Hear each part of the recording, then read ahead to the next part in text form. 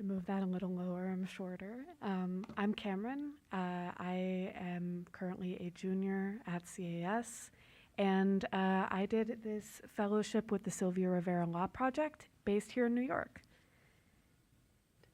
Let's see. Yeah, so to explain a little bit about what the project and what the organization that I was working with is, SRLP was founded in honor of Sylvia Rivera, who was a pioneering trans activist who was very involved with the early gay liberation movement and continued to be very involved in the queer community for the rest of her life. And she did not only organizing and protests, but also a lot of mutual aid work supporting other queer people, especially the most marginalized trans people of color and low-income people.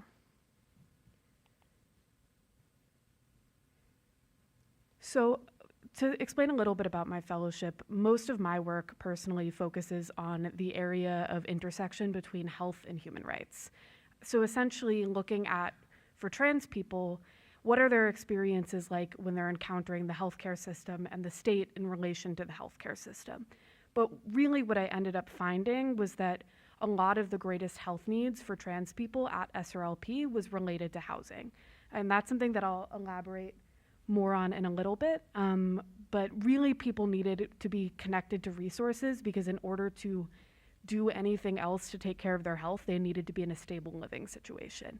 I also did a lot of event planning with SRLP because I was working there over the summer, which is when Pride is, and that was a really wonderful experience. So in terms of the research that I was doing, and I'm actually still currently doing, I wanted to look at the way that involuntary inpatient psychiatric admission specifically affects trans people.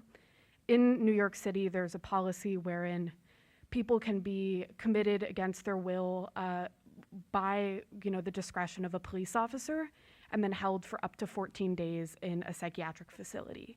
And anecdotally, I had heard from other trans people that this was something that they were experiencing a lot.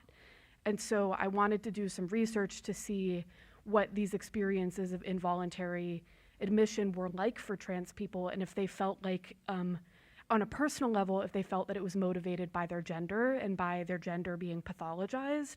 And then also, I'm in the process of trying to get information from the city on records from the NYPD and the Department of Health on the demographic information and the just kind of data about who is being involuntarily admitted to inpatient care and how many people per year are being involuntarily admitted to inpatient care. Yeah, the other main thing that I got to do, and this wasn't something that I planned in advance, but I was connected with the Peer Defense Project through SRLP. The Peer Defense Project is a legal aid organization for young people that helps connect them with attorneys and also runs workshops. And so I was able to work with them, and that's how I obtained a lot of the information legally that I did about involuntary inpatient admission and the different kinds of involuntary admission and kind of how the courts handle that. But also, I am now partnering with them to, in probably May, run a workshop for young people about involuntary inpatient admission. And one of the things that I've really appreciated about this fellowship, for me specifically, is that I got to do it here in New York. And it's amazing that this is a global fellowship and also that the global is able to also be local. Because now I can continue this work for the next year and make sure that my research and this project is ongoing. Yeah, basically that.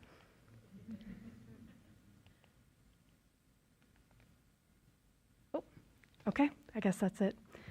Thank you so much. And yeah, this fellowship was wonderful and essentially set me up to do the work that I'm now doing, which is more trans legal aid. So.